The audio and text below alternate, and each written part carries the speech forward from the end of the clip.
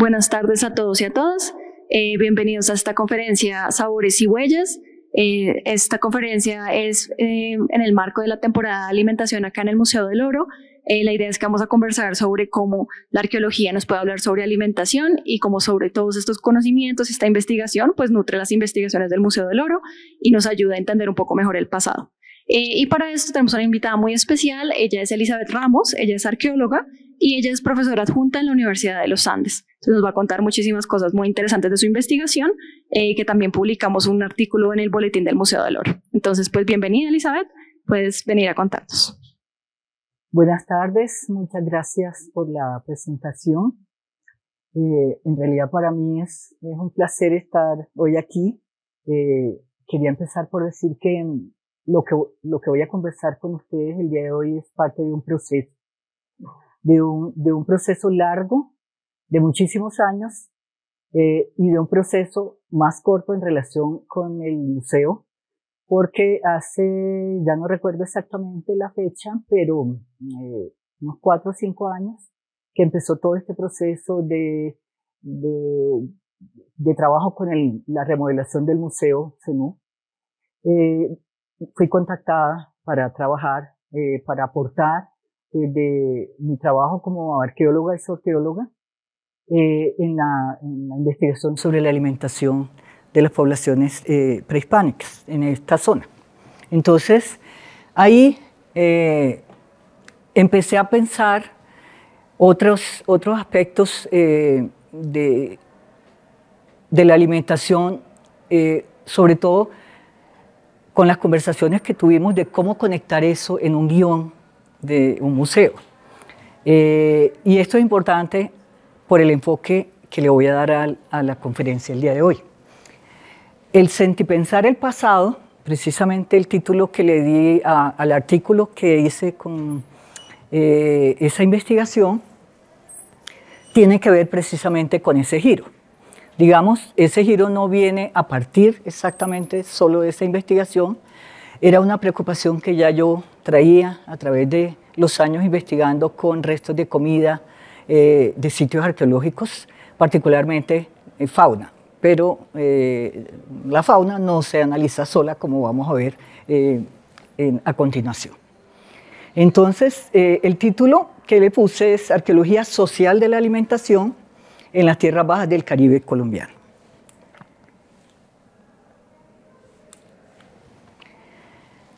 Estos son algunos de los temas que voy a resaltar durante mi intervención, que cómo veo yo el sentipensar en la interpretación arqueológica, por qué escojo ubicarme desde la arqueología social de la alimentación, porque ese énfasis en que sea arqueología social de la alimentación, porque la importancia de la escala de tiempo y de las sutilezas de la vida cotidiana en la interacción con los otros.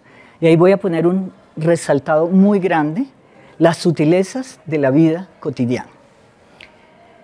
Conocimiento horizontal en arqueología es otra de los temas que me gustaría que conversáramos.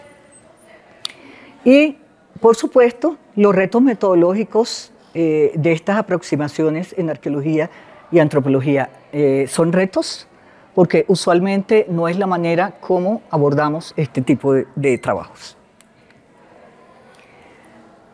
A través de la presentación y al inicio me voy a concentrar en algunos conceptos importantes, porque me voy a dedicar unos minutos a ellos porque hay opiniones muy diversas acerca a qué nos referimos cuando hablamos de alimentación, a qué nos referimos cuando hablamos de cocinas, a qué nos referimos cuando hablamos de comida, por ejemplo. Y, por supuesto, yo voy a expresar mi perspectiva en comparación o en similitud con algunos otros autores y autoras.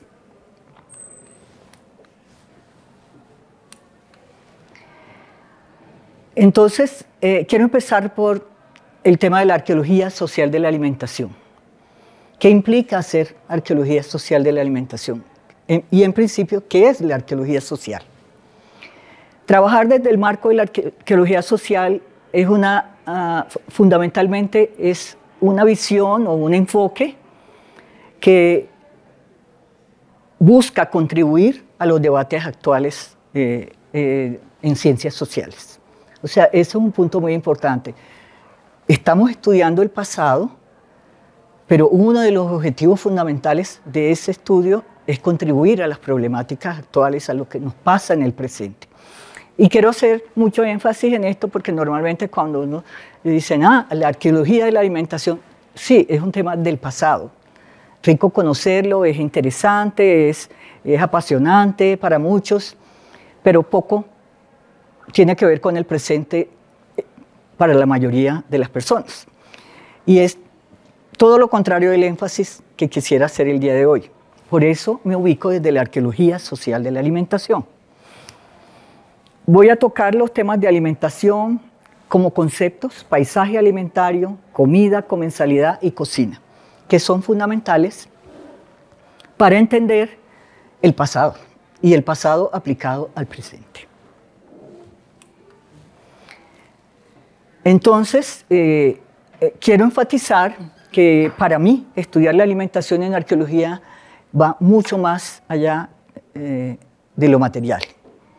Es un giro importante que en mi proceso investigativo está presente ya hace muchos años y que empezó como a incomodarme después de muchos años de análisis rigurosos que siguen siendo rigurosos, pero en los que yo sentía que hacía falta algo, o sea, sí estaba conectada con la alimentación, con todo eso me estaba mostrando evidencias de procesos alimentarios, pero sentía que me faltaba esa otra dimensión de, bueno, ¿qué pasa cuando la gente come? Más allá de alimentarse. Entonces, busco una mirada más allá de lo biológico y de lo económico. Usualmente el tema de la alimentación en arqueología, como en otros campos, en el pasado sobre todo, se estudia desde la perspectiva fundamentalmente económica o de la importancia nutricional. Y en este enfoque enfatizo el poder de la alimentación como una práctica social y donde la comida es entendida, abro comillas, como un evento social o una ocasión de consumo de alimentos preparados que tiene lugar en un determinado tiempo y espacio. Entonces, aquí un punto importante de lo que acabo de mencionar es el tema del evento social o ocasión. Entonces, si ven, aquí ya se están entrelazando algunos de los conceptos que quiero tratar. Aquí, por ejemplo, estoy hablando de comida. Comida en un tiempo y en un espacio y teniendo en cuenta el contexto social. Si hablamos particularmente de la alimentación en arqueología, entonces es un enfoque donde se busca estudiar la alimentación y las cocinas, se introduce un nuevo concepto que busca acceder, además de los aspectos económicos, como ya mencioné, a los estilos de vida, a la ideología y a las sutilezas y eventos que se van reconfigurando en la cotidianidad. ¿Por qué ahí lo conecto particularmente con otro de los conceptos, con la cocina? Porque es que no es lo mismo la comida que la cocina, no es lo mismo lo que pasa cuando compartimos la comida que lo que pasa cuando preparamos la comida y lo que pasa alrededor de preparar una comida o lo que pasa alrededor de cuando comemos. Eso nosotros lo vivimos en la vida cotidiana, pero estamos pensando en cómo verlo arqueológicamente. Entonces, partimos de la alimentación como un sistema. Y pensar en la alimentación como un sistema es pensar en la cadena alimentaria en su conjunto. Y ahí hay una diferencia importante, porque en la mayoría de los casos, cuando se habla de alimentación, se piensa en el momento de comer y lo que eso representa biológicamente para la nutrición corporal, para la supervivencia. Pero para mí, hablar de alimentación implica todos los procesos que van desde la selección de lo que comemos, la apropiación, cómo nos apropiamos de ellos, la caza, la recolección, la pesca, etc.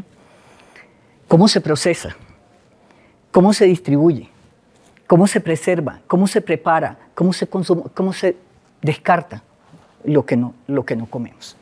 Esto es parte de la cadena alimentaria.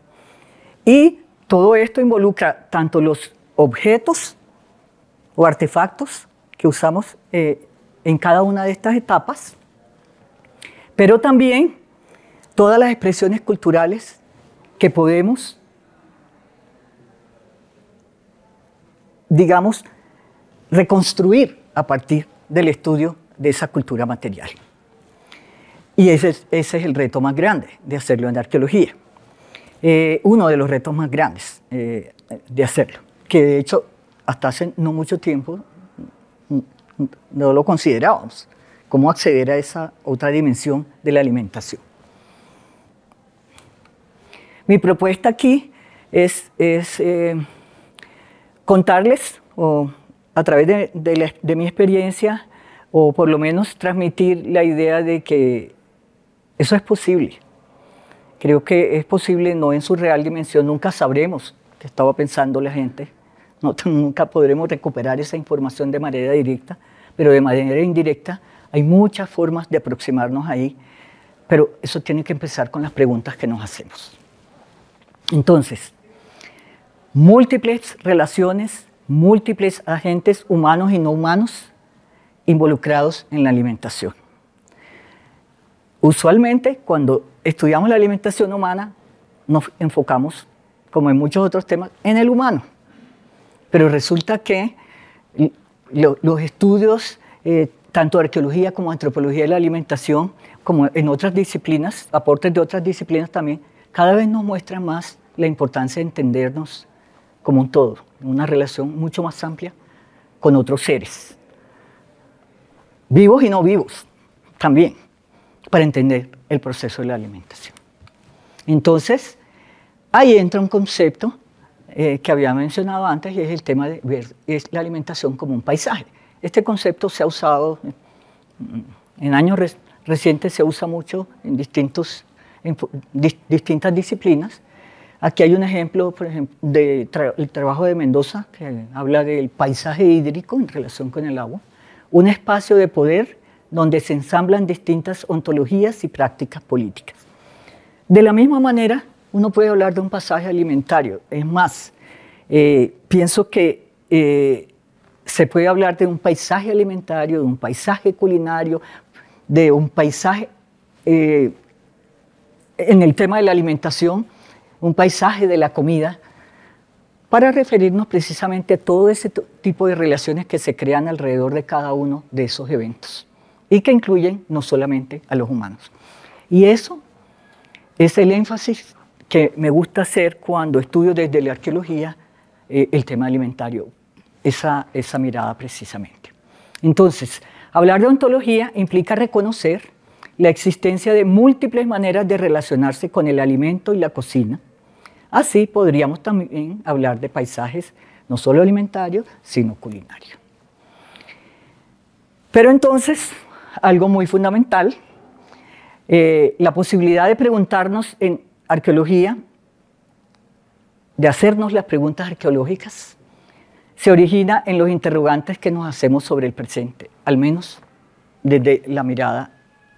¿Qué quiere decir eso?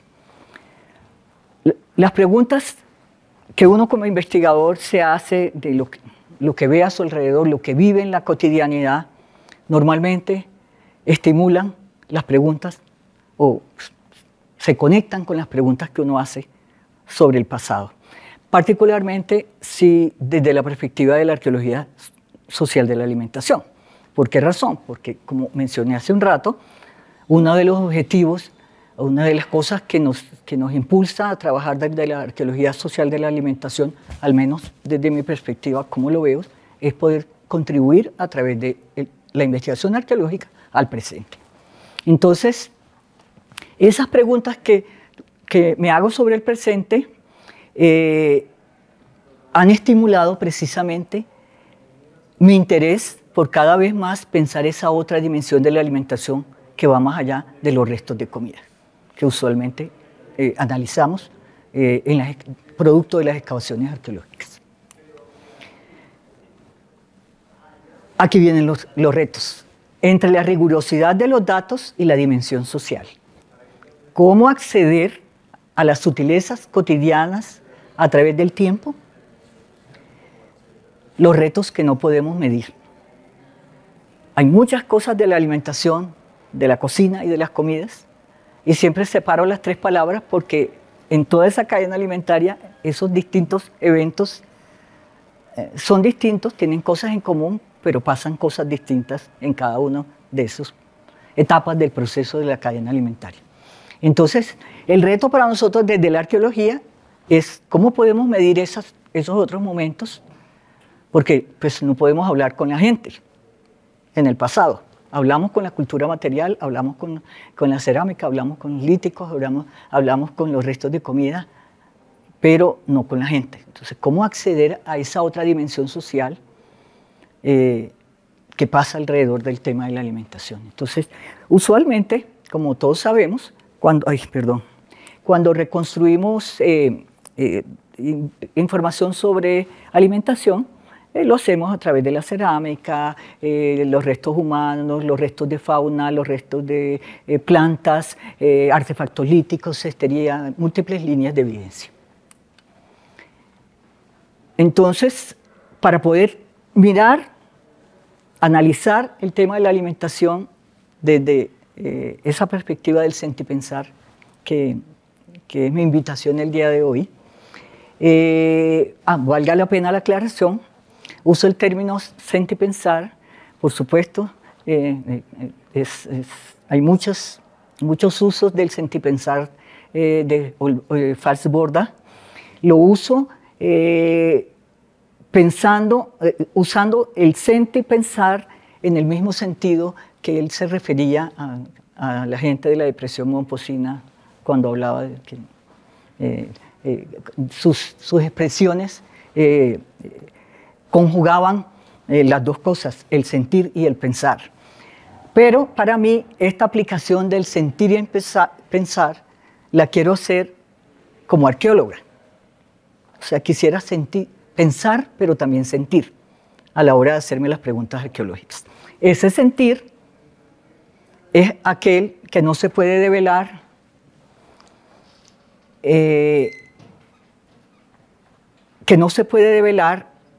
de los artefactos, por lo menos tan literalmente. Entonces, por lo menos no tan literalmente. No quiere decir que no del todo.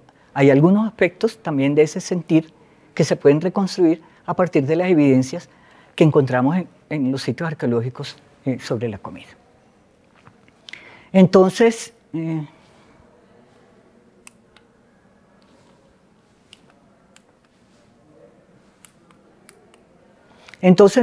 quería detenerme en esta frase, abro comillas, para mirar la agencia debemos focalizarnos en actividades y prácticas a través del tiempo, pensando en la vida diaria, en lo que ocupaba la mente de la gente, sus manos, sus estómagos y también su soledad. Es también a eso a lo que me refiero con el sentipensar desde la mirada arqueológica. Es pensar en hacernos las preguntas arqueológicas que de alguna manera nos lleven a entender que esos restos de comida, detrás de esos restos de comida o esas evidencias de formas de preparación de alimentos en el pasado, hay personas, hay situaciones que nos hablan de múltiples maneras de la vida social. Entonces, bueno, eso yo he venido desarrollándolo a través de distintas líneas. Esto rápidamente lo voy a leer porque de aquí en adelante voy a ir mostrando esto con los resultados de las investigaciones que me han permitido llegar allá. La alimentación como paisaje, la alimentación como serie de eventos que ya mencioné, la alimentación no solo nutrientes, también sentidos, la alimentación, la comida y la cocina, tres palabras, tres conceptos distintos, interrelacionados, pero diferentes. La alimentación como tema de pequeñas, medianas y grandes escalas. No es posible entender la alimentación en el pasado si no es con distintas ópticas, pequeñas escalas, medianas escalas y grandes escalas. De las grandes escalas podemos inferir momentos de ruptura, momentos de cambio. Por lo general los podemos ver en las grandes escalas. Y en mediana y pequeña escala podemos reconstruir una serie de eventos que juntos nos permiten acceder a esas grandes escalas.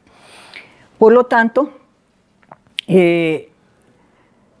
tenemos que trabajar en todos los frentes, pequeña, mediana y grandes escalas. Y eso es uno de los grandes retos que por lo menos desde la investigación que he venido haciendo ya hace más de 15 años en este tema, he asumido. Como arqueóloga, mirar grandes escalas caracteriza el trabajo arqueológico, mirar a través del tiempo, para poder mirar esos procesos, qué pasó, por qué la gente cambió su forma de alimentar, a qué obedeció esa decisión, cuáles son las posibles explicaciones para eso. Solo lo podemos ver si vemos escala, lo vemos a través del tiempo. Por eso la escala de tiempo. Entonces, bien, ustedes dirán, ok, y del dicho al hecho hay mucho trecho, pero bueno, ¿cómo acceder a esa información? ¿Cómo llegamos allá? Entonces, desde esta óptica, intento ofrecer una mirada más profunda del fenómeno alimentario y de su poder en la configuración social de las sociedades. Es decir, una perspectiva que, como ya mencioné, va más allá de los aspectos biológicos y nutricionales. Fundamental en esta aproximación el método comparativo. Más adelante, con la información de campo, voy a profundizar un poquito en este giro. Cuando yo realicé el trabajo, empecé a realizar mi trabajo de investigación, mi programa de investigación en el Caribe colombiano en arqueología, realmente estaba trabajando desde la perspectiva arqueológica fundamentalmente, pero cuando hice un giro a combinar comparativamente la información arqueológica y etnográfica, fue otra mirada, otro filtro, otras nuevas gafas con que mirar el pasado alimentario.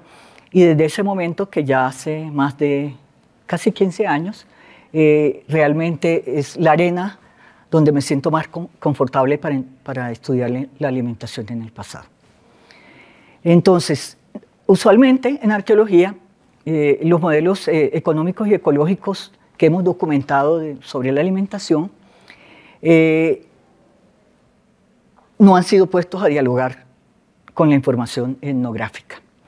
Entonces, esto tiene que ver con el concepto de sentipensar que mencioné antes. Y ese deseo de sentipensar la arqueología de la alimentación en la región Caribe de Colombia me vino particularmente de las salidas etnográficas, de ver lo que estaba pasando alrededor del trabajo etnográfico con las cocinas tradicionales que he realizado en algunas partes de la región Caribe y de todo lo que pasaba alrededor de eso, que la compleja, interesante y demandante realidad que eso conlleva. Entonces, hay muchos aspectos de la alimentación que no son visibles arqueológicamente, por supuesto. Las acciones, como ya mencionaban, no están por sí mismas. El revolver la olla, las conversaciones alrededor del fogón, las decisiones sobre quién cocina, quién no cocina, con quién nos sentamos en el momento de compartir la comida, etcétera, etcétera, etcétera. No siempre, o en la mayoría de los casos, me atrevería a decir, no están manifestadas arqueológicamente. Pero sí hay formas indirectas donde uno puede acceder a algunos tipos de información que pueden brindarnos información en ese sentido. Bueno, ya hablé sobre el método comparativo.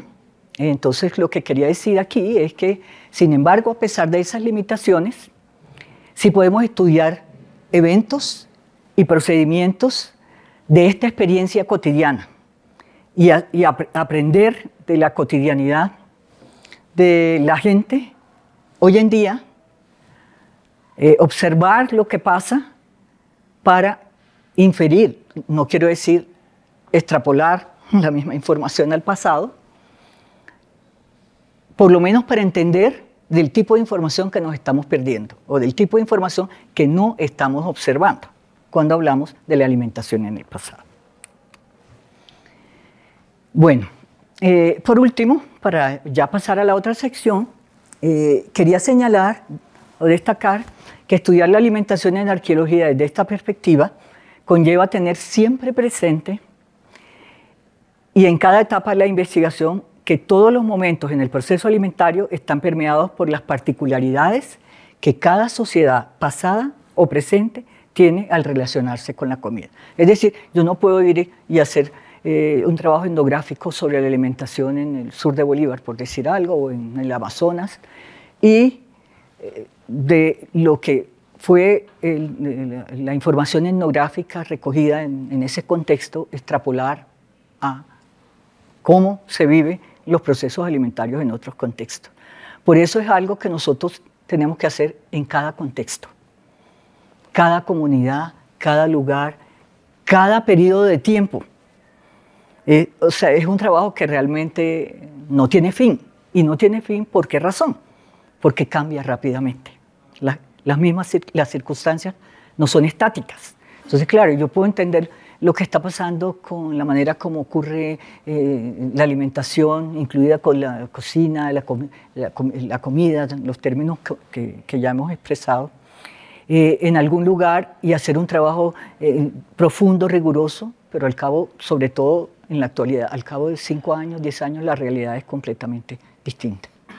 En arqueología pasa algo similar, solo que yo tengo el control en ese caso de que estoy hablando del periodo de 1000 años antes de Cristo, que está dado casi que podríamos hablar de un lapso de tiempo que quedó congelado en el tiempo. Sin embargo, cuando yo comparo eso con lo que pasó antes y con lo que pasó después, la escala de tiempo que antes mencionaba, puedo entender los procesos con mucha más profundidad. Entonces, de ahí la importancia del trabajo con las distintas escalas de tiempo. Voy a poner un ejemplo con el caso de las poblaciones malibúes. ¿Por qué razón? Porque pues, cuando hice el trabajo para el museo, esa investigación, ese fue el tema. Pero particularmente porque he venido trabajando en la región Caribe por muchos años y la mayoría de los sitios que he excavado son sitios malibúes. Entonces, fue perfecto para mí en ese sentido. Entonces, bueno, no voy a entrar en profundidad en este tema porque, bueno, por cuestiones de tiempo, pero el tema de los malibúes se ha venido investigando por muchos y muchos años y aquí está, bueno, un mapa repensado a partir del mapa de Rivera original y algunos datos sobre la cronología de las poblaciones malibúes.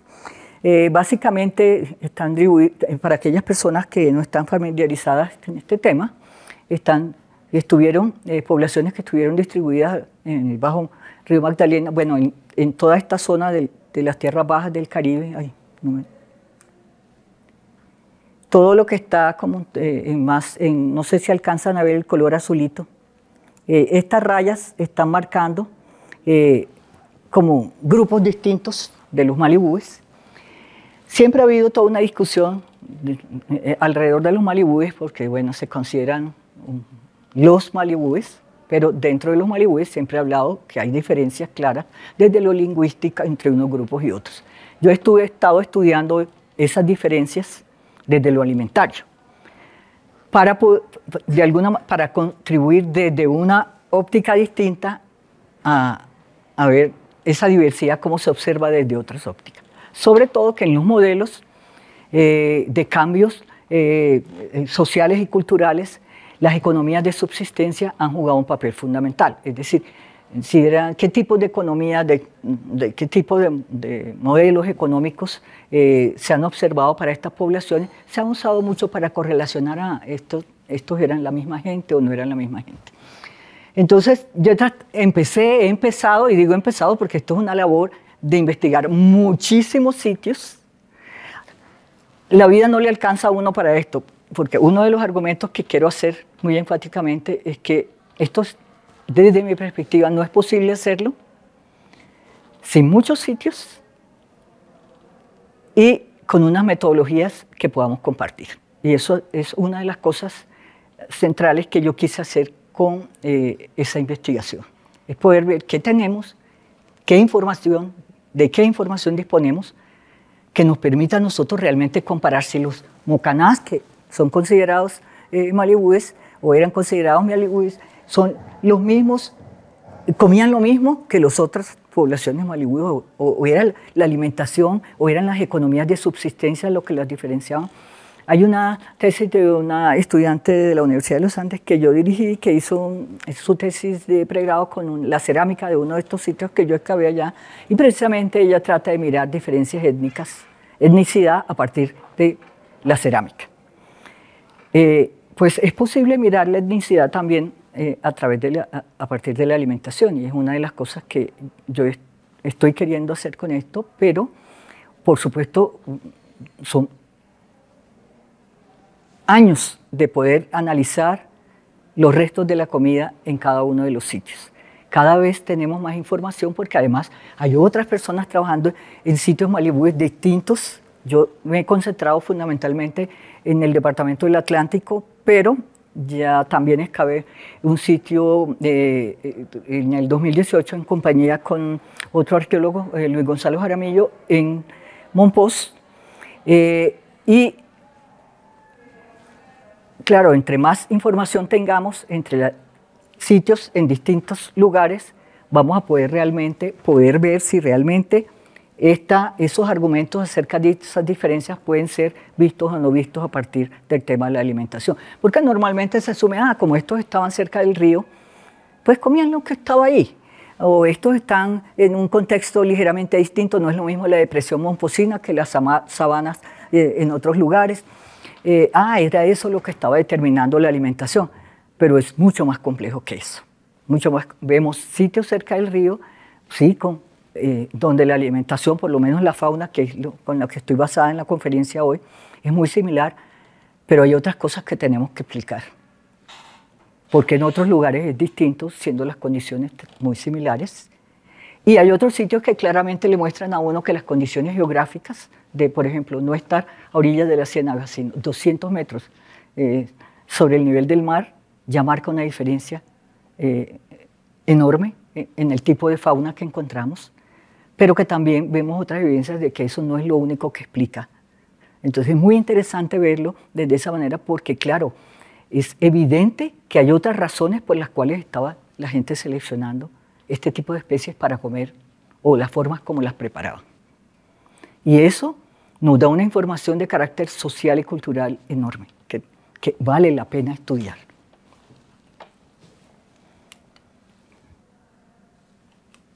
Bueno, entonces, eso empieza con el tipo de preguntas que nos hacemos. Esta es una imagen de la escuela de campo, eso fue una escuela de campo que hicimos con estudiantes de la Universidad de los Andes en el 2018, en ese sitio en Mompox, en tierra firme exactamente. Ese sitio, las preguntas de investigación, voy a poner un ejemplo en este caso, estaban enfocadas a determinar la relación entre, bueno, eran poblaciones malibúes, de un poco antes del contacto, que estaban comiendo. Pero una de las preguntas que yo tenía de fondo era mirar la relación entre si esa fauna que estábamos recuperando, que se recuperó de este lugar, era fauna local, primero que todo, y si era de las ciénagas aledañas al sitio, o si estaban trayendo esos animales de otro lugar y empezando por preguntarnos, o sea, qué eran los animales que estaban ahí, si había alguna evidencia de cómo los estaban preparando, si había alguna evidencia posible de correlacionarlo en términos de si estaban intercambiando algunos de estos animales, etc. Por supuesto, hacer este trabajo, cuando nosotros en arqueología estudiamos la alimentación, en este caso a través de la fauna como un ejemplo, no hacemos solo la fauna. Cuando excavamos el sitio, estudiamos patrones de asentamiento, viviendas, artefactos de piedra, cerámica, porque todo eso hay que analizarlo para contextualizar los restos de la comida. Obviamente no me voy a detener en estas otras líneas de evidencia porque la conferencia está centrada en la alimentación y en este caso particular la fauna, pero quiero que lo tengan presente. O sea, todo lo que se ha ido excavando estos sitios ha sido analizado en el contexto de otras líneas de evidencia. No aparte como la comida, sino qué pasa con esta gente, cómo eran las casas, etc.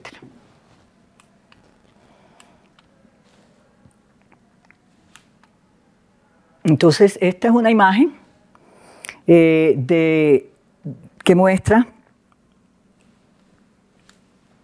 si se alcanzan a observar ahí, esto es una olla que está partida en ese sitio y adentro está llena de restos de comida, de animales. Artefactos y ecofactos como reflejos del mundo social. Entonces, ¿cómo hacemos esta extrapolación? Claro, aquí uno dice, bueno, sí, comida, pero eso es de lo biológico. Eso es, claro, para alimentarse, para nutrir el cuerpo. Ok, pero cuando nosotros tenemos la pregunta de investigación antes de ir al sitio, que va más allá, que pensando en términos de la arqueología social que hablábamos antes, se pregunta, bueno, en esta imagen está solo la olla partida se ven los restos de pescados, los animales que estaban ahí. Pero en contexto, cuando uno observa la planta de la excavación, hay cosas, elementos que le van mostrando a uno, bueno, aquí qué estaba pasando, este evento, ¿de qué se trataba?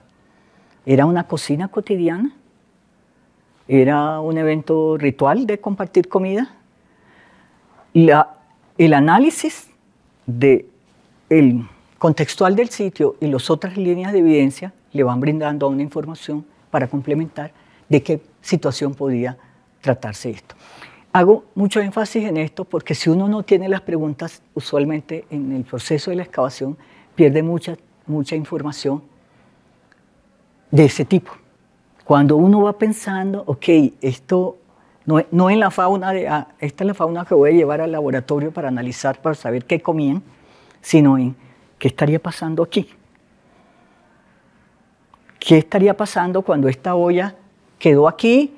Que claro, fue colapsada por el proceso del tiempo, la deposición, etcétera, pero está entera, llena de la comida que estaba allá adentro. Cuando tratamos de reconstruir los eventos que estaban pasando y los eventos sociales alrededor de eso solo lo podemos hacer si nosotros tenemos las preguntas previas, si tenemos la mirada de esa dimensión social previamente. Bueno, entonces, sin embargo, eso tiene muchísimos retos. Suena muy bien, suena emocionante, suena necesario, por lo menos para mí, puedo estar sesgada, pero tiene unos retos enormes como investigadores. Pero insisto en que vale la pena. Requerimos análisis comparativos de muchos sitios y a muchas escalas para poder tener un panorama que de alguna manera se corresponda con lo que queremos investigar. Indudablemente, luchamos a diario con los protocolos para que los investigadores que trabajamos en estos temas similares de reconstruir la alimentación, en este caso a partir de restos de fauna, compartamos metodologías que nos permitan comparar entre lo que pasa entre dos sitios, el que excavó tal persona, el que excavó tal persona. Parte del trabajo que hice para el artículo del museo fue precisamente eso, recabar la información de los sitios malibúes donde se ha investigado el tema de la alimentación desde la fauna para comparar, para poder evaluar si esa información la podemos poner junta e inferir muchas de las preguntas o contestar algunas de las preguntas que nos hacemos en ese sentido. A eso me refiero con esto de las bases de datos zooarqueológicas de los sitios excavados. Ahora les muestro una diapositiva sobre eso. Hacer análisis de la fauna, de los restos de la comida de los animales que la gente se ha comido a través del tiempo o ha usado para otros propósitos también. Identificarlo requiere de hacer colecciones de referencia específicas con unos protocolos muy rigurosos que nos sirvan para poder decir esto es una babilla, no un caimán, esto es una icotea y no un morrocoyo o morrocoya, o esto es un talabe y no lo otra, porque obviamente identificar a nivel de especies es una de las metas fundamentales para poder entender por qué la selección, los procesos de selección, porque en algunos lugares escogían esta especie y no la otra, si las dos están en términos de ecosistema presentes. Ahí hay otra dimensión que explicar, por qué en algunos lugares consumían de todos los tipos y por qué en otros se enfocaban solo en 2 o 3, teniendo las posibilidades mucho más amplias. Esas son variables de la dimensión social a la que normalmente no podemos acceder si no nos hacemos las preguntas en ese sentido. Entonces, las colecciones de referencia son muy importantes. Esto ahora en Colombia ya tenemos cada vez más la posibilidad de hacerlo. Los estudios taxonómicos básicamente se refieren a aquellos aspectos que afectan las muestras, no solamente óseas, sino cualquier otro tipo de vestigio arqueológico por estar enterrados. Entonces, ¿cómo pueden ser afectados por el tipo de suelo, por la intervención de, digamos, roedores que hacen huecos en la tierra para buscar comida o para resguardarse, etc. Es decir, cualquier tipo de proceso que pueda afectar la muestra arqueológica. Los estudios no arqueológicos son de gran utilidad. Es una discusión muy amplia en antropología y arqueología, pero básicamente no se trata de extrapolar lo del presente al pasado, sino mirarlo como una herramienta muy útil para entender lo que yo les mencionaba hace un rato, cuáles son esas otras cosas que nosotros podríamos mirar que no miramos cuando pensamos arqueológicamente. Es básicamente donde pienso yo está esa gran fortaleza, no en pensar que vamos a poder decir que la manera como las personas cocinan hoy por decir algo, en la Alta Guajira, es como lo hacían en la época prehispánica. Aunque hay algunas cosas que sorprendentemente en algunos de los sitios que yo he trabajado desde esa perspectiva se mantienen con el método comparativo, digo, los resultados que he obtenido en algunos de esos sitios se mantienen. Impresionante la selección de las especies, las formas de preparación, etc. Y eso también hay que explicarlo desde el punto de vista social y cultural. Bueno, y lo que les decía, poner a dialogar en ese sentido lo que acabo de mencionar, los datos arqueológicos con la información etnográfica. Ya desde el punto de vista de los análisis zooarqueológicos, que es lo que hace la zooarqueología es una disciplina para aquellos que están aquí, que no están familiarizados con este tema, es un área de la arqueología que se encarga del estudio, del análisis de los restos de fauna de contextos arqueológicos, con el propósito de identificar muchos aspectos de los humanos, no solamente la alimentación, va mucho más allá de eso, entre ellos las relaciones entre los humanos y el medio ambiente, la dimensión simbólica, el uso de algunas especies, etcétera, etcétera, etcétera. Es decir, no es solamente lo que se comía.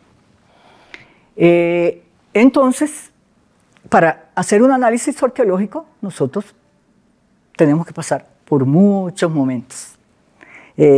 Entonces, es una labor realmente detectivesca.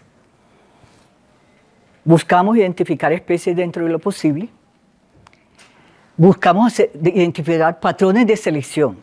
¿A qué me refiero con eso? No se trata de si comían caimán, comían iguana, comían curí, o lo que sea, etc. Se trata de identificar patrones. Ok, durante este momento de ocupación, la relación entre los reptiles y los mamíferos o los peces se daba de esta manera. ¿Cómo cambian esos patrones a través del tiempo? Porque ahí en esos cambios es donde uno tiene que explicar los porqués. ¿Por qué se dejó de consumir iguana?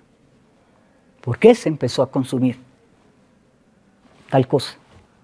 ¿Cuáles son las posibles explicaciones para eso? ¿Son del orden social? ¿Son del tipo ambiental? Muchas veces las afirmaciones sobre esos cambios se hacen alrededor de que se empezaron a extinguir, que hubo cambios medioambientales y entonces ya por esa razón ya no estaban tan disponibles algunas de esas especies. Pero cuando uno hace todas estas aproximaciones, muchas veces encuentra que la respuesta no es por ese lado. Pero esto implica un trabajo enorme, riguroso, en algunos casos de mucho tiempo, porque hay muestras de sitios arqueológicos con muchísimos restos de comida. De hecho, la mayoría de los sitios arqueológicos donde hay buena preservación, hay muchísimos restos de animales. Bueno, entonces, esos análisis están encaminados a determinar diferencias alimentarias y culinarias entre poblaciones malibúes, como les decía hace un rato, y en relación con qué variables, o sea, lo que yo les decía ahora, por qué estos malibúes que estaban en esta zona estaban comiendo esto y lo otro, por qué a partir del siglo tal se observa un cambio en la secuencia del uso en este lugar y no en el otro. ¿Cómo lo podemos explicar? Hay análisis complementarios que nos ayudan con eso y tiene que ver con varios tipos de análisis que usamos en la actualidad, como es estudiar en este caso del ejemplo que les pongo aquí de la olla es una olla llena de restos de animales, pero en esa sancocho, por llamarlo de alguna manera, o en esa preparación también había seguramente plantas. Obviamente esas no se observan en la mayoría de los casos al ojo desnudo, como llamamos coloquialmente, sino que hay que hacer estudios especializados para poderlo lograr. Pero eso nos complementa la posibilidad de saber qué se estaba preparando ahí. ¿Era una sopa? ¿Era un guiso? ¿De qué tipo? Y hay otros tipos de evidencia que dentro del proyecto he venido poniendo en práctica, unos estudios detallados de, por ejemplo, las modificaciones en los huesos. En este caso, tenemos unos huesos de tortuga, que no sé si lo alcanzan a ver ahí, pero esta rayita que está aquí, estas rayitas se están indicando, tienen marcas de dientes humanos, como cuando nos comemos los huesos de los pollos, así. Y lo mismo acá, este hueso tiene unas marquitas, aquí donde está este círculo, de corte, de una herramienta de piedra. Entonces, ¿qué información nos da esto? ¿Cuál era la técnica para despresar, por ejemplo, las tortugas? En este caso, tortugas. Y esto lo sabemos no por un hueso, sino que cuando uno compara de este sitio muchos huesos que el corte está en el mismo lugar o que tienen marcas siempre en el mismo lugar, obviamente puede inferir que la gente se estaba comiendo los huesitos. Primero que estaban despresando la tortuga de esta manera, y esos son patrones culturales que nos permiten decir cómo lo estaba haciendo en esta población y cómo se estaba haciendo en la otra, y comparar. Entonces, estamos hablando en este caso de las poblaciones malibúes, y estábamos pensando en cómo la alimentación nos podría brindar información relevante para entender qué tan diferentes qué tantas diferencias o similitudes hay entre esos todos que llamamos malibúes o qué que se argumenta por otro lado que sí, lingüísticamente tenían algunas diferencias y en otras cosas también algunas diferencias. O sea, eso no lo entendemos todavía muy bien, lo estamos tratando de documentar a través de múltiples líneas de evidencia. Y la alimentación es una de esas.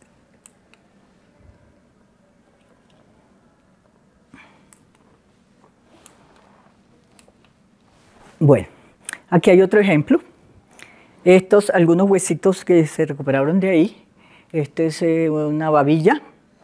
Estos sitios malibúes casi todos tienen babilla, no caimán. Sí, casi todos los huesos de los sitios malibúes de reptiles son, por lo menos de los que yo he analizado en esta zona, son babilla, iguana y tortugas icotés. En algunos casos morrocoy, pero la mayoría de los casos son icotés. Ahora, en el sitio que estoy trabajando en Mompox, otro sitio que estoy trabajando en Mompox, hay mucha más variedad de tortugas, que es interesante también. Bueno, un ejemplo más en detalle de otra imagen de una de las excavaciones, también vasijas quebradas. Todo esto, aunque no, en apariencia no se ve, estaba repleto de literalmente millones de restos de pescados. Y el trabajo que se ha hecho hasta ahora ha ido mostrando que hasta el momento son especies de ahí de las ciénagas locales. O sea, el ambiente estaba, no había necesidad. Muchas personas me preguntan, pero ¿por qué solo tantos pescados? El 90% de la muestra es de ese sitio, son muchos restos, son pescados. Claro, una parte es que los pescados tienen muy numerosos las espinas, etc. Y que a veces están sobre representados, pero no en un 90%. Sobre todo que hay mucha fauna local alrededor. Pero también si uno lo mira desde otra perspectiva, la despensa está en el patio. Ciénagas llenas de peces, en este caso bagres, bocachicos, que se consumen, son platos de primer orden aún en la actualidad, hoy con otras problemáticas. Entonces es muy interesante verlo en la perspectiva de tiempo. Desde la época prehispánica, en esa zona se están consumiendo las mismas especies. Por lo tanto, no es que solamente esas dos, hay otras especies de peces presentes, pero mayoritariamente bocachico y bagre, que hoy en día son apetecidos en ese lugar. Este es un ejemplo, esta tabla no está toda, seleccioné solamente para mostrar un lugar pensando en la previsión. Entonces, ¿qué hice yo para empezar a contextualizar esas evidencias de los sitios malibúes, de los sitios que he venido excavando? ¿Ok? Ampliar el panorama, a hacer esa investigación bibliográfica.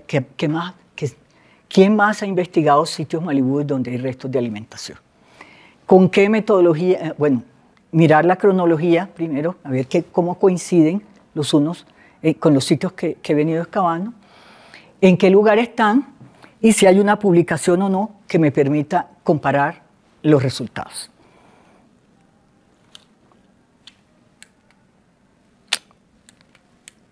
Y también, si los resultados son comparables desde el punto de vista del uso metodológico, no quiero abrumar con esta imagen, pero lo que está aquí es básicamente una representación por porcentajes en términos de clases, peces, reptiles, mamíferos, aves, anfibios, en los distintos sitios. Y tratando de hacer una primera reconstrucción, ok, ¿son los peces la clase más representada en todos los sitios malibúes? ¿O en algunos otros sí o en no? Pero lo primero que hay que hacer en ese caso es revisar esto que está aquí, es, bueno, ¿cómo se hizo el análisis? Porque ahí puede haber unos sesgos enormes, porque pues obviamente como son distintos investigadores haciendo los análisis y recuperando la información, a veces con distintas metodologías, pues simplemente no podrían ser comparables. Entonces lo que hice con este trabajo es tratar de evaluar eso. ¿Los podemos comparar? ¿Es útil compararlos?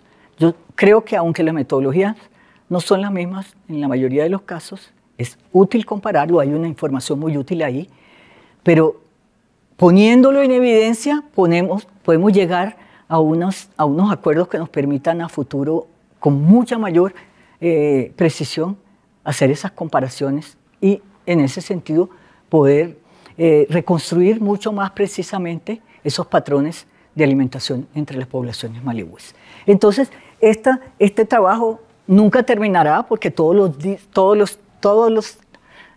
el tiempo estamos excavando sitios y con la arqueología preventiva hay muchos sitios de estos malihúes que están saliendo a la luz y que ojalá si podamos sintonizarnos metodológicamente y analíticamente, sería maravilloso porque vamos a tener una información valiosísima para interpretar el tema de la alimentación y mucho más allá de la alimentación, los modelos económicos y ecológicos sobre las ocupaciones malihúes en el norte del país. Bueno, otras líneas de evidencia que yo he estado usando en el programa de investigación es, por supuesto, los documentos que me den algún tipo de información relevante en ese sentido. Y precisamente esta imagen no es de Colombia, obviamente, pero la traigo a colación porque, claro, nosotros no tenemos las ventajas que tienen en otros países como en México de tener imágenes como estas que reflejan cómo se compartía una determinada comida y quiénes participaban de ello y cómo se sentaban, alrededor de qué, etcétera. No las tenemos, pero tenemos la posibilidad de hacerlo, de imaginarlo, o al menos a través de algunas de las evidencias que ya he mencionado a través de la cultura material. Entonces, una de las cosas, de los puntos de inflexión que yo les decía al principio, fue cómo el componente etnográfico para mí se convirtió en este proceso en una herramienta importantísima para interpretar los sitios arqueológicos. Y el enfoque precisamente desde la escala de tiempo que trabajamos en arqueología, pero sentipensante. ¿Cómo ver la vida cotidiana? Entonces, lo primero que yo hice en este caso fue tratar de hacer hice, digamos, una fase de lo que yo llamo diagnóstico, enfocada en un objetivo. Ok, ¿cómo la arqueología puede contribuir a la salvaguardia del patrimonio alimentario y culinario y el patrimonio natural, esa combinación entre el uso de los recursos, la conservación de la biodiversidad, la tensión permanente entre la conservación de la biodiversidad y el uso, en este caso de la fauna, para la alimentación. Y la región Caribe es un buen ejemplo para eso, porque desde la época prehispánica el uso de animales silvestres y hasta la actualidad es una práctica cultural bastante extensa, como en otras partes del país, pero pues obviamente me estoy refiriendo al caso que estoy presentando aquí. Entonces, en el trasfondo de este inicio del trabajo etnográfico estaba esa inquietud. ¿Cómo contribuir para que la información, todo trabajo arqueológico, como mencioné al presente, por lo menos desde mi perspectiva, debe tener un aporte al presente? Y en el tema de conservación de especies, en este caso, por ejemplo, es muy valioso poder rastrear el uso de las distintas especies a través del tiempo en las distintas poblaciones. Por lo menos entender los patrones culturales asociados con el uso y a partir de ese tipo de investigaciones contribuir inclusive con nuestro grano de arena en las discusiones con los planes de manejos de conservación. No con una política genérica de prohibición, sino entender las particularidades en cada caso para poder diseñar planes más acordes con las particularidades culturales. No es lo mismo las poblaciones, una legislación en poblaciones que llevan consumiendo por decir algo, iguana desde hace 3.000 años o 4.000 años, etcétera, a través del tiempo, que entender la situación en una población que consume iguana en los últimos 50 años o 100 años. Entonces, pienso que eso es una de las cosas que, donde la arqueología o la zoarqueología o el estudio de la alimentación en el pasado tiene mucho para decir en ese sentido. Entonces, con ese objetivo, toda esta información se ha ido, todos los proyectos a partir de ahí se están haciendo siempre con una componente etnográfico. Entonces, esto empieza nuevamente con una investigación bibliográfica. Se hizo todo un proceso de hacer redes de cooperación en los distintos municipios donde se están haciendo las excavaciones. El diseño de una serie de talleres con las comunidades y realizar las salidas de campo para diseñar, esto fue la etapa preliminar, las estrategias metodológicas a seguir.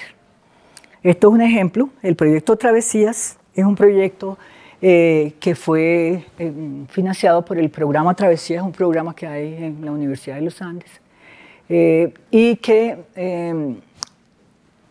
digamos, con el que se hizo la primera aproximación etnográfica con la comunidad de Tierra Firme, en Mompox. Entonces, ¿qué se buscaba en este caso con este proyecto? Entender la problemática del tema alimentario en la comunidad de Tierra Firme. Para aquellos que no están familiarizados, en Tierra Firme viven, es una comunidad de más o menos 3.000 personas, cerca de Mompox, a 15 más o menos minutos de Mompox. Y una parte importante de las personas de Tierra Firme viven de cocinar, de la pesca, de la siembra, etc. Por supuesto, eso también muy en correlación con los cuerpos de agua, en este caso las ciénagas, y obviamente eso todo se viene encadenando con las problemáticas ambientales, con todos los temas de conservación que hay alrededor de los ecosistemas, etc. ¿Qué fue lo que se hizo en esta primera fase? Tratar de entender, de conocer lo que la gente percibe sobre lo que está pasando. O sea, no en el sentido contrario, no ir a hacer un diagnóstico desde nuestra perspectiva, sino lo que podemos llamar conocimiento, la producción de conocimiento horizontal, como algunos lo han propuesto. Aquí hay una imagen de ese taller que lo hicimos en compañía de Claudia, que es una investigadora del von Humboldt. En los resultados de ese taller, bueno, cosas que algunas de las preguntas que hicimos o conversaciones que hicimos con la gente fue alrededor precisamente de qué es lo que la gente piensa sobre el territorio, qué es para la gente el territorio, qué es conservar el ecosistema. Porque claro, normalmente uno hace los proyectos con una concepción que ya puesta en marcha en campo, empezamos a encontrar que hay un desencuentro entre lo que la gente piensa y lo que realmente uno había conceptualizado sobre el mismo fenómeno. En este caso, ¿qué es conservar el territorio? ¿Qué es el territorio en sí? ¿Qué es, por ejemplo, el mismo concepto de alimentación o alimentarse? Entonces, fue muy provechoso desde esa perspectiva y con base en los resultados de esos talleres iniciales, se diseñó un programa de investigación etnográfica en distintos contextos. Rurales, más urbanos, cerca a las ciénagas, en las relaciones con el río, en los patios de las casas, en los restaurantes, en muchos espacios, y todo lo que tenía que ver con la pesca, la siembra, las problemáticas alrededor de toda esta información está siendo procesada o ha sido procesada ya en su mayoría Y lo que nos muestra es la necesidad de escalar. ¿Qué salió, por ejemplo, de esta primera salida de campo? Hay unos cambios marcados en el uso de la tierra, muy rápidamente en los últimos años. Cuando yo fui la primera vez, en la mayoría de los patios había siembras de pancoger, o sea, el ají, lo básico, para cocinar en el día a día y las cocinas para vender también. Cuando volví al cabo de 4 años, la situación ha cambiado notoriamente, o sea, prácticamente se ha dejado de sembrar. Las cosas que se sembraban en los patios hoy se compran en tiendas que han abierto recientemente. El primer supermercado como supermercado llegó en el 2018, que fue, bueno, sin mencionar el nombre. Llegó en el 2018. Entonces, claro, llegaron el primer supermercado, llegaron las tiendas, o sea, esto no es un cuestionamiento, eso es una variable de análisis de qué está produciendo el cambio en el uso de la tierra a través del tiempo, que obviamente está directamente correlacionado con los alimentos, con lo que se está sembrando, con qué se está cocinando, si el achote, que es una planta que se da casi silvestremente, o sea, ver un árbol de achote es una cosa exótica, pero venden los sobrecitos de achote en las tiendas, etc. Entonces, esta afirmación no son juicios, son variables de análisis que están en juego múltiples en este momento en ese sentido. Esta es una imagen de una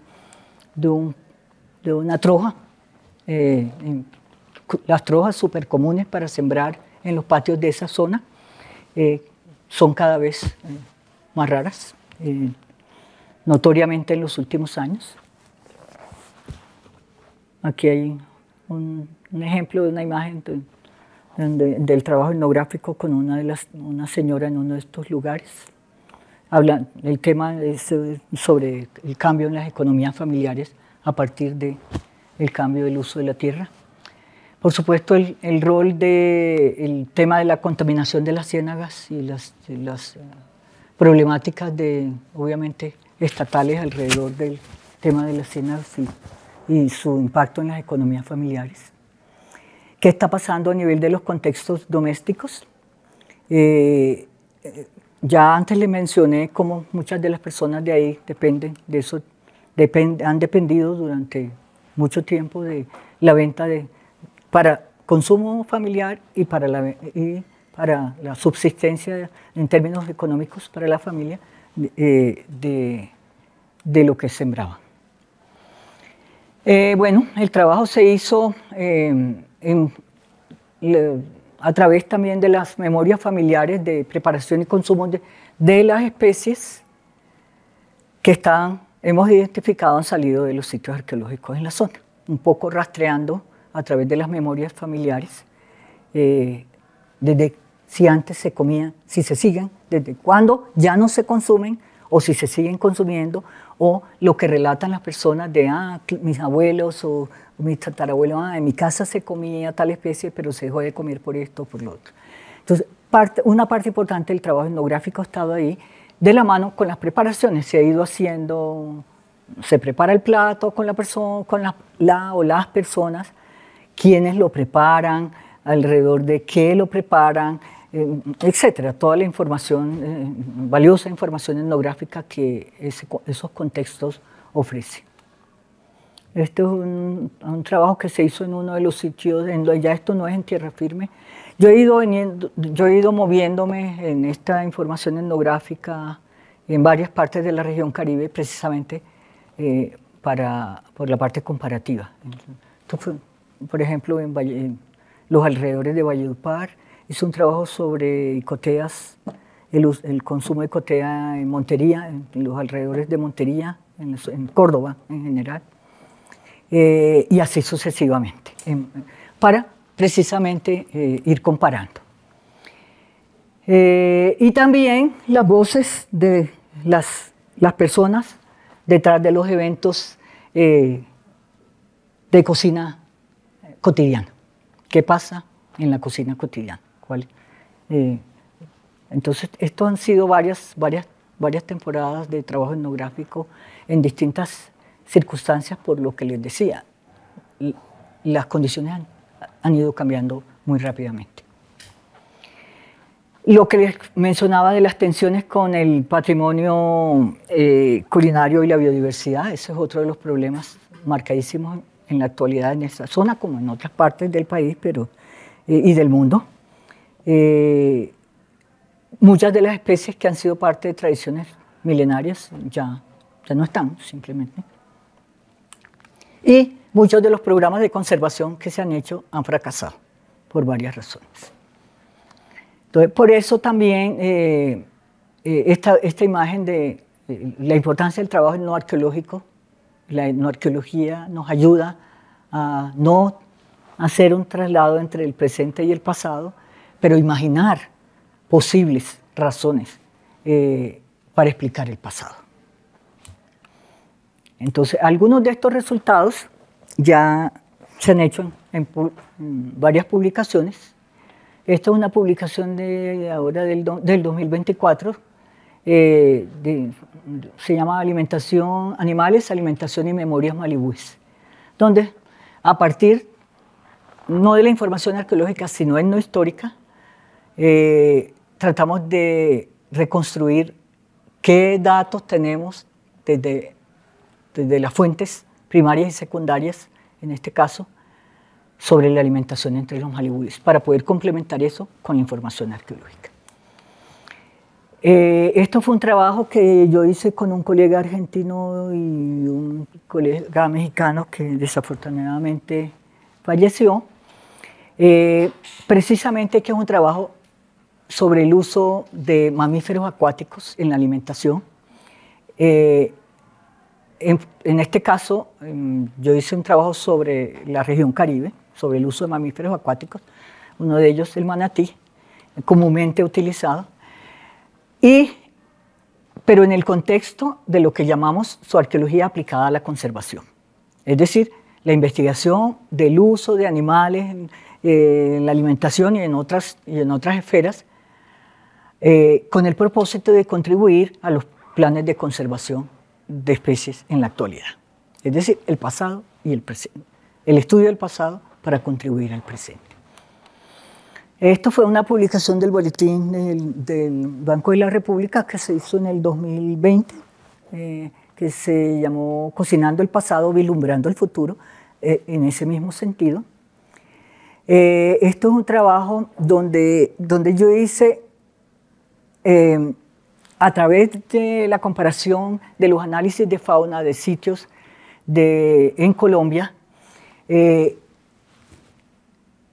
los modelos de por qué se complejizaron las sociedades, cómo se dieron el proceso de complejización de las sociedades en el territorio de Colombia y en el mundo en general, el tema de la alimentación es central, porque obviamente no solamente porque la alimentación es vital para la supervivencia, sino que a través de las relaciones para establecer relaciones de poder, diferencias de género, etc., la interpretación sobre la alimentación ha sido uno de los ejes centrales para entender la complejización de las sociedades. Entonces hice un trabajo sobre eso, sobre cómo nos ayuda la zooarqueología o los análisis de fauna arqueológica a entender ese proceso. Y esto fue otro trabajo, se llama No solo de plantas vive el hombre, patrimonio alimentario y biodiversidad animal, que precisamente va encaminado a lo que les decía, de hacer una reconstrucción que tiene como fin contribuir a los planes de conservación de especies. Nuevamente, en este sentido, este fue un trabajo que se dedicó particularmente al tema de la iguana. Entonces, hice un rastreo de los sitios que yo he analizado y de los que otras personas han analizado de dónde se ha consumido iguana verde en la región Caribe desde la época prehispánica. Comparativamente, dónde están localizados. Y eso se comparó con el trabajo etnográfico de consumo de iguana verde en la actualidad. Está publicado en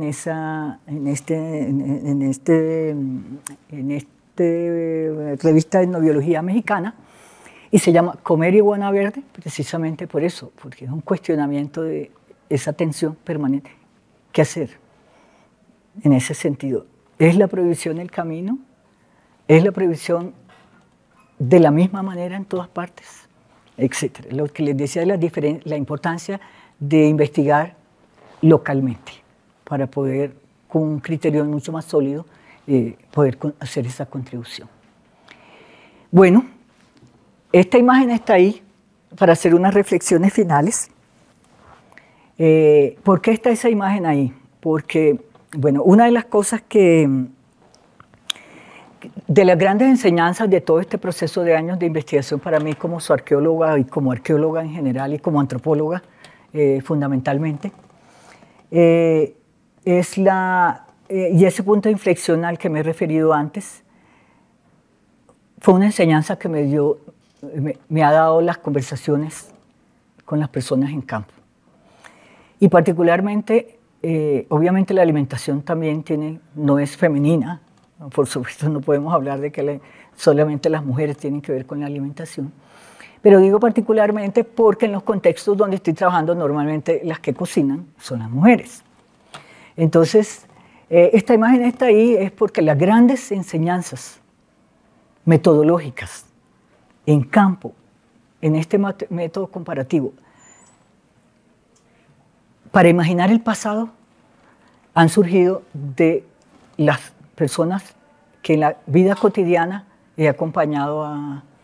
hay una frase que siempre se me viene a la mente cuando recuerdo esas escenas en campo. Camina, vamos. Siempre me dicen, camina, vamos. Son los mejores momentos de la investigación para mí etnográfica, más allá de llevar unos formatos, de hacer entrevistas. Porque en ese momento se develan, para mí, las cosas más relevantes para iluminar metodológicamente el diseño metodológico de las investigaciones, para imaginar el pasado. Eso para mí ha sido una de las grandes satisfacciones del método comparativo al estudiar la alimentación. Bueno, dejo por ahí, no sé si tienen preguntas, muchas gracias por su paciencia.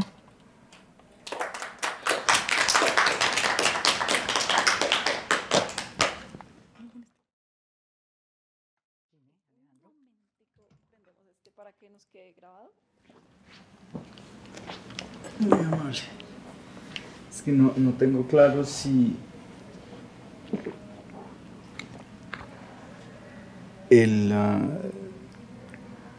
lo que se come es lo mismo a nivel sagrado que a nivel cotidiano. Ok.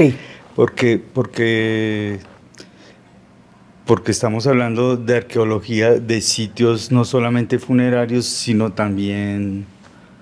Entonces quiero saber si son los mismos productos que se encuentran en los dos lugares. Gracias, tu pregunta es súper pertinente. Y me acuerdo que no mencioné algunas cosas que son importantes. Eso es una de las cosas que estudiamos precisamente. ¿Qué de esa fauna que recuperamos en los sitios era realmente para comerse o no? Y para eso, digamos, hay estudios que son potencialmente maravillosos y que aquí en el museo se vienen haciendo ya desde hace mucho tiempo, y es las representaciones de animales en las piezas, tanto de cerámica como de concha, como de orfebrería, como de hueso. Yo hice un trabajo con las de hueso en ese sentido aquí, para poder entender, ok, por ejemplo, ¿qué es lo que se está representando? Tal tipo de ave, o los caimanes, etcétera, ¿se está comiendo también? O lo que tiene huellas de haber sido consumido porque está quemado, porque está modificado, porque se ve que fue rostizado, porque se ve la evidencia en los huesos, no está representado. Y es muy interesante la información que se devela de ahí, porque en algunos casos tú puedes ver claramente que lo que se consumía como alimento no era representado, o viceversa, pero eso no se puede generalizar. depende del contexto, depende de la comunidad, depende del lugar. Pero esa es una de las cosas eso es una de las cosas que estamos en mora de estudiar más profundamente. ¿Cuál es la relación entre la fauna de consumo como alimento y la fauna representada? A veces no tiene nada que ver las unas con las otras. Y eso es muy interesante de entenderlo, de verlo. En otros casos, los mismos que se representaban también son consumidos. Y eso también es entendible y es una información maravillosa para entender. Varía. Entonces, tu pregunta es súper pertinente en ese sentido. Yo tenía un ejemplo, pero no, sin grabarlo. Y es que hace poco estuve en el Parque Tayrona y me puse a hablar con unos arhuacos. Y yo les decía, ¡wow! ¡Qué suerte tienen ustedes frente al mar! Les decía todos esos pescados y... Porque yo soy cocinero, entonces, no, que la langosta... Me dice, nosotros no pescamos, nosotros nunca nadamos, no saben nadar los arhuacos que viven en el Parque Tayrona, o sea, lo tienen a 100 metros, hermano. No saben nadar. A lo que voy es que mi pregunta está relacionada es que el paisaje no cambia, pero lo que cambia sí es la gente que se superpone en ese territorio, ¿cierto? Y que usan de manera diferente tanto lo sagrado como lo cotidiano en la alimentación. Correcto. No me voy a hacer propaganda, pero te voy a recomendar que el libro de Artefactos de Hueso, que se publicó con Uniandes, yo hice el análisis de la colección de artefactos de hueso de aquí del museo.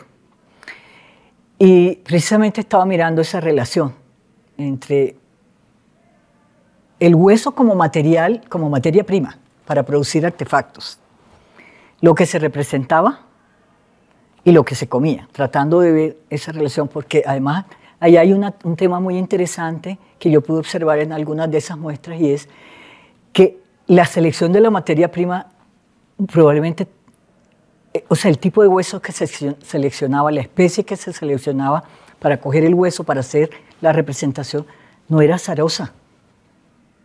No era azarosa. Hay una correlación en eso. Y hago una similitud porque no es lo mismo los taironas que los arhuacos, ni los cobi, etc., con todo el tema de los grupos de parentesco que ellos establecen con animales alrededor de... Entonces, si te interesa este tema, te recomiendo que le des una mirada. No, creo que ya está agotado, pero yo te puedo prestar, es que ya, o sea, no tengo copias, pero te puedo prestar el mío, porque la verdad detrás de eso, y eso es un tema que está por develarse, por investigar.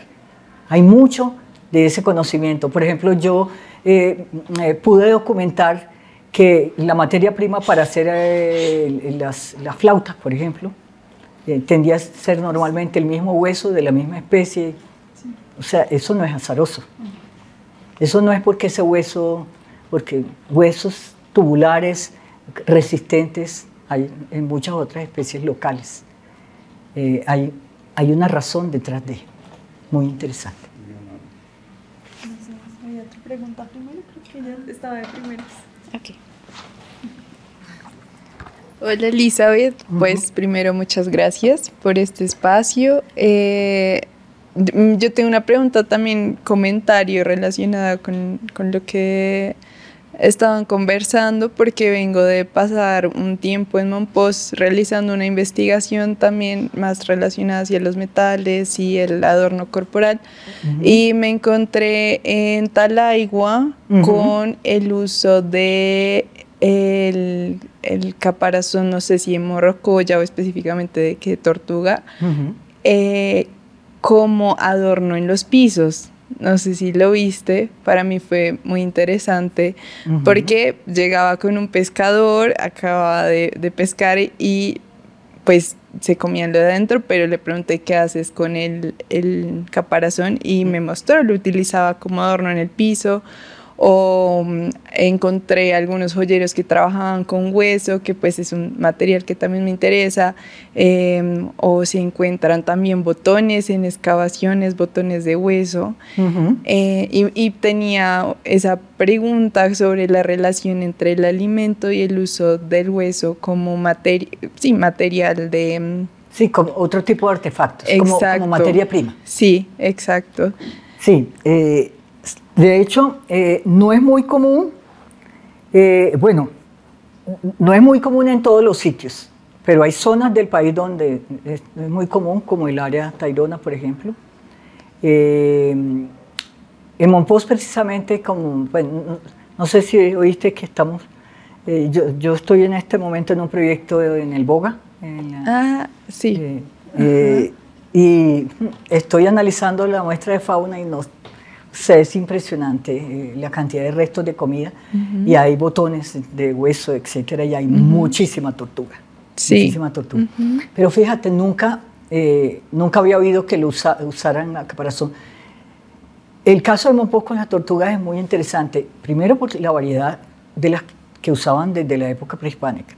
O sea, y en este sitio que estamos excavando, bueno, que excavamos recientemente, han salido muchísimas tortugas de distintas especies. Pero no sabía que ahora lo usaban como adorno. En el pasado se hacían volantes de uso para hilar con huesos de tortuga, de caparazón de tortuga, por ejemplo, entre otras cosas. Sí, bueno, justo ahorita estoy ayudando a Felipe en la parte de, pues, como voluntaria y estoy haciendo la residencia en el Boga, o sea, es un espacio muy cercano. Qué bueno. Y pues pensaba, escuchándote, pues lo necesario que ellos, por ejemplo, de Elvis en el Boga, siente la cocinera del Boga, la necesidad de que se traigan las tradiciones, lo que mencionabas de los supermercados, ya no se están vendiendo los bollos igual, los bollos de Cafungo ya no existen. Sí, mira qué coincidencia, yo estuve conversando con ella, solo que cuando fuimos, porque yo quiero hacer un trabajo etnográfico con ellas, claro. De hecho estuve conversando con su mamá. Pero eso fue la temporada que estuvimos ahora entre enero y febrero y, o sea, la excavación nos llevó todo el tiempo, o sea, estuvimos focalizados en la parte de la excavación, pero voy a eso en la próxima salida. O sea, ¿tú todavía vas a estar allá un tiempo? Bueno, ahorita estoy ayudando a Felipe en el laboratorio, pero pues sí, la idea es poder regresar y me interesa mucho el texto que comentabas, no sé si se puede encontrar el PDF en línea, pues sería maravilloso poder leerlo. Creo que no tenemos un PDF, pero bueno, de hecho voy a tocar hacerlo porque ya no hay. ¿Tú vas a estar un tiempo más acá en Bogotá? Sí. Bueno, cuando quieras ve al laboratorio. Bueno. Yo estoy allá de lleno en este momento con la fauna de allá. Listo, te muestro lo que sacamos de Mompox y me encantaría lo que estamos haciendo. Bueno, hay una información lindísima de lo que se viene del análisis de ese sitio, porque es una temporalidad amplia desde el contacto hasta el presente. Bueno, muchas gracias. Con gusto.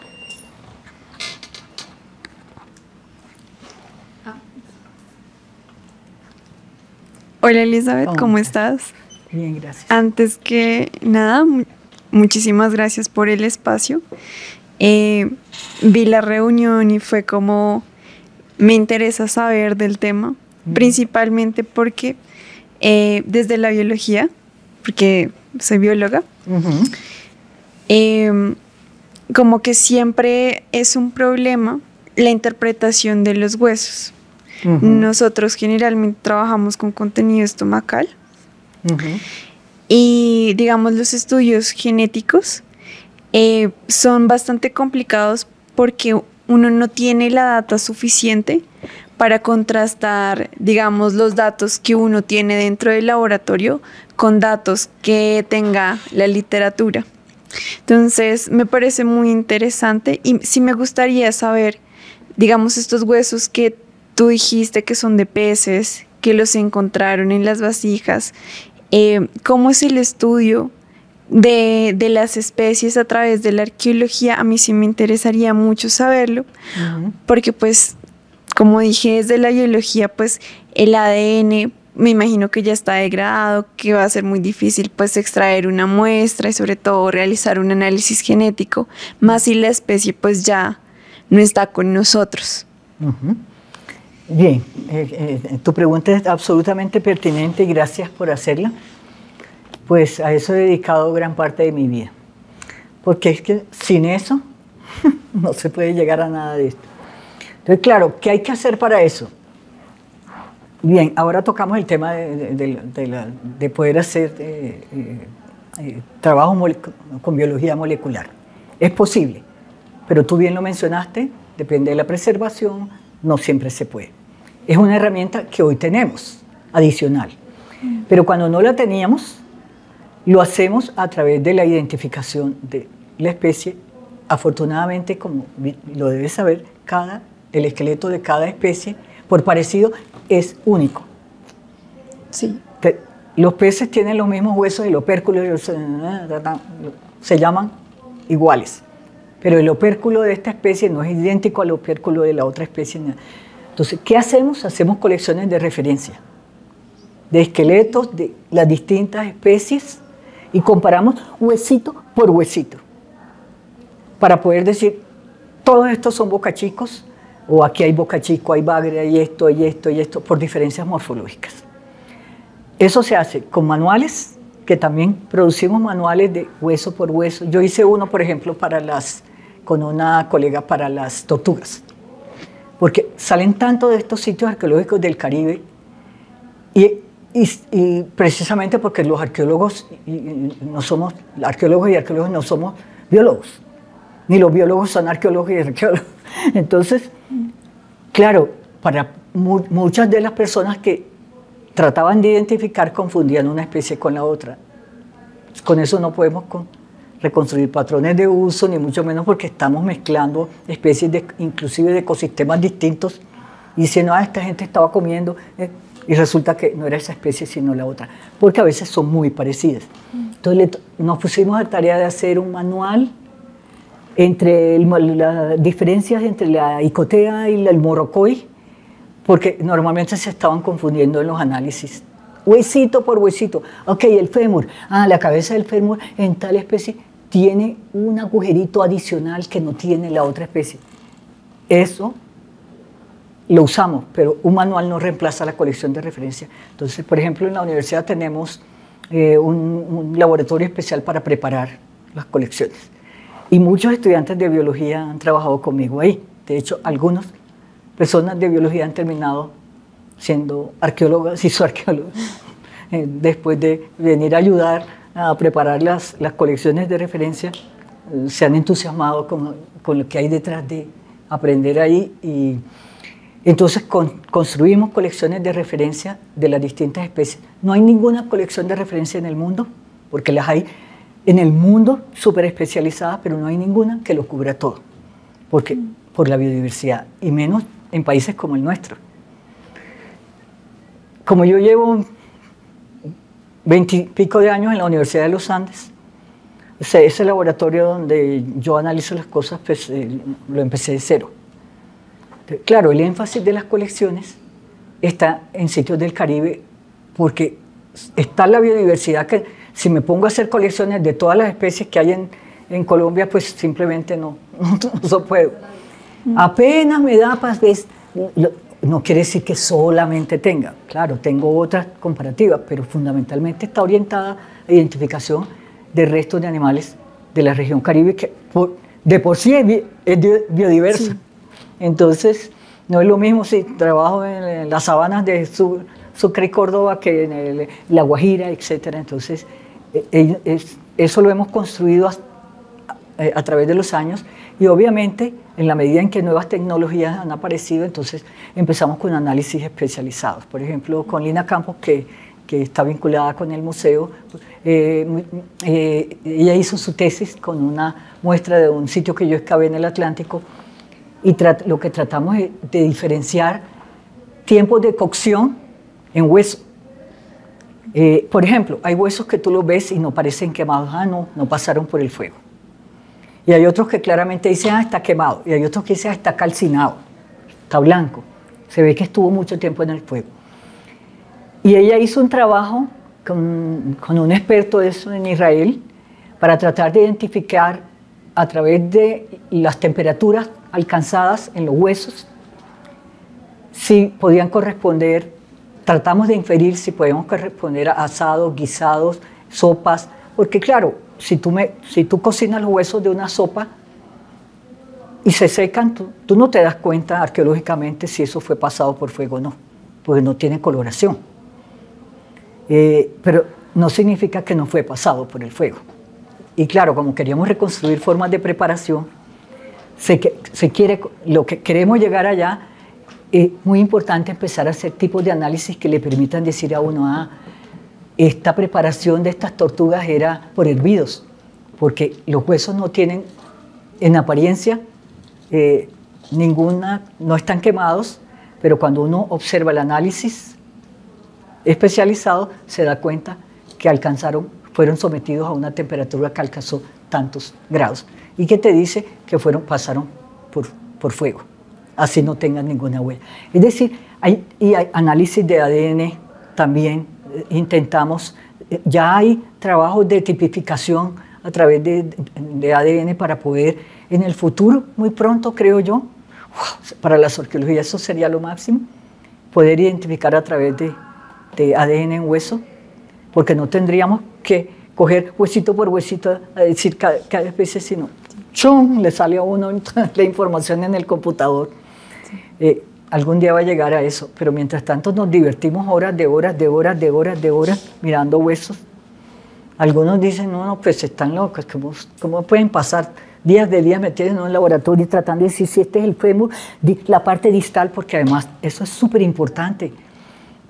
Identificar no solamente la especie, sino qué hueso es, qué parte del hueso es, porque la gente seleccionaba, así como nosotros. A algunos les gusta la pechuga, a algunos les gusta hacer los huesitos, el muslo, etcétera, por cuestiones culturales de gusto o por diferencias sociales hay todo un universo de información detrás que nos perdemos cuando esas preguntas no están ahí, como decía al principio. Entonces, la verdad, obviamente estoy sesgada.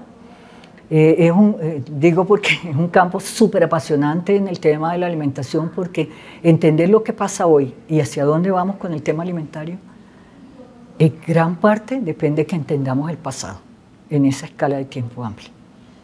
O sea, hay cosas que nosotros no visualizamos porque estamos ahí en el presente, pero que cuando miramos, ¡hey! ¿Cómo así? Hace 2000 años, hace 1000 años, esto estaba pasando y esto, y las preparaciones eran así, y la gente duró 2000 años usando esto y cero intervención drástica del ecosistema. No estoy diciendo que siempre fue así, ni idealizando que todo pasado fue mejor necesariamente. Pero hay grandes enseñanzas de estudiar la alimentación desde el pasado hasta el presente. Y grandes enseñanzas para tomar decisiones en este momento alrededor de nosotros que trabajamos el tema de la alimentación en la actualidad y que estamos tratando de poner un granito de arena para ¿patrimonializamos o no patrimonializamos? ¿Favorecemos las cocinas tradicionales en este sentido u otro? ¿Qué problemáticas hay detrás? ¿Cómo sopesamos esas tensiones? A través de la investigación es una gran posibilidad, pero obviamente informada, que nos permite decir, es que no es necesario poner en tensión la cocina tradicional con la conservación de especies, porque hay alternativas maravillosas, algunas alrededor del mundo, donde la cocina ha sido el motor de la conservación de especies. Hay experiencias muy ejemplificantes en algunos lugares del mundo, donde las cocinas tradicionales han sido motor de conservación de especies. Y ese conocimiento del pasado que nos da la arqueología, nos da mucha información sobre eso, como el arraigo, la impronta cultural que en muchos lugares a través de 2000 años, 3000 años, 1000 años han tenido el consumo que a veces satanizamos por razones que también lo puedo entender, sobre, comen, antropológicamente pensándolo, o arqueológicamente pensándolo, es algo que hay que analizar con más profundidad y es maravilloso hacerlo pensando siempre en lo que está pasando en la actualidad. Muchísimas gracias. No, con mucho gusto. Muchísimas gracias a todos y a todas por estar acá. Muchísimas gracias a Elizabeth por contarnos y por toda su pasión y energía sobre este tema. Pues igual lo seguimos esperando. Revisen la programación del Museo del Oro. Tenemos cosas interesantes pasando por acá y que tengan pues muy buen fin de semana a todos.